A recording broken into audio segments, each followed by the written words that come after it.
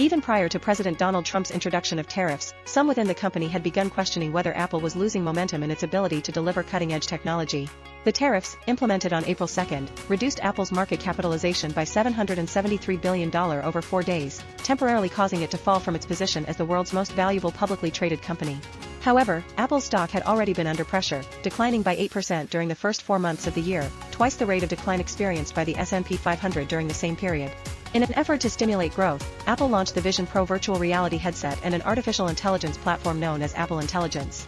Yet the Vision Pro has experienced underwhelming sales, and key features of the AI system have been postponed after failing to meet performance expectations during testing.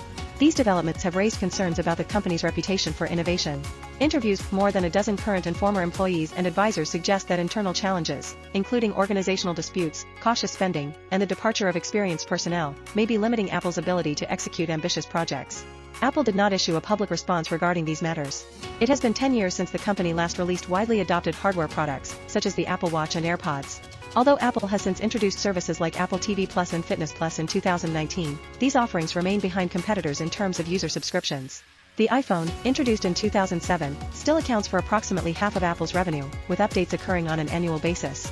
Internally, the performance of Apple Intelligence has drawn attention to coordination issues. In a product demonstration last summer, Apple previewed features such as AI-generated notification summaries, enhanced email and message composition tools, and an upgraded Siri assistant capable of integrating personal and online information. However, these AI features were not immediately available when the new iPhones launched, and problems were encountered shortly after release. The notification summarization function was temporarily turned off after it inaccurately portrayed news content.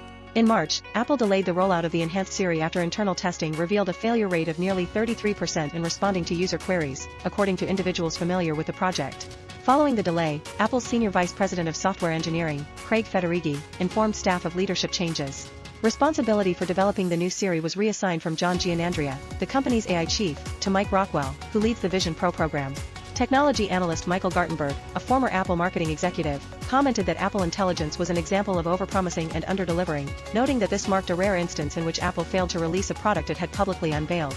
The leadership transition followed broader reports, originally detailed by Bloomberg and The Information, highlighting internal disputes and project-related setbacks.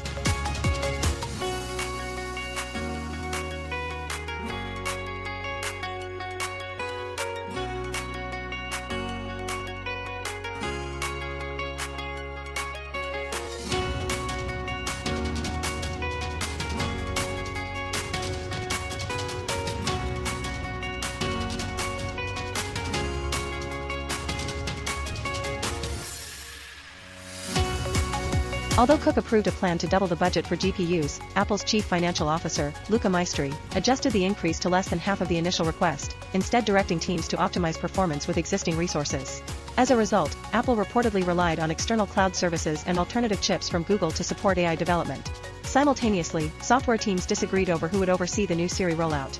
According to individuals involved, Robbie Walker and Sebastian Marinomes, both senior figures within Apple's software division, shared overlapping responsibilities for the project, creating further complications. Apple has also experienced notable leadership departures in recent years. In 2019, former Chief Design Officer Johnny Ive left to establish his own firm, taking several designers and engineers with him. Dan Riccio, a long-serving product executive known for his work on the Apple Watch, retired last year. Newer leaders, including Gianandrea and Federighi, have not previously led major hardware or operating system launches, adding to concerns about the company's direction. Sources familiar with Apple's internal processes indicated that Cook, whose expertise lies in operations, has historically avoided detailed involvement in product development decisions. Independent analyst Benedict Evans described the situation as a leadership, communication, and process management breakdown. As Apple works to improve Siri's capabilities, the product remains under public scrutiny. A federal lawsuit was recently filed alleging false advertising related to Siri's performance.